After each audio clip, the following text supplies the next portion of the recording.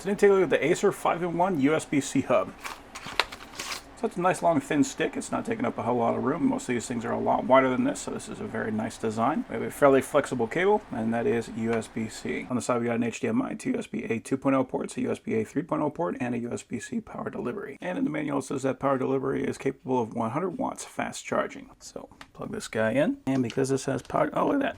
So we actually got a little light on here so we know it's on. I'm going to plug in the power delivery. And if you look close, we can see that the laptop is currently charging, so we can use this for all those USB ports, as well as having power going directly into the laptop through that one cable. Now I'll plug in HDMI. So the laptop does see it. And we are now connected to our external monitor. And I'm going to plug into the USB 3.0 port. It does see that right away, and it does play those files. So let's do a speed test.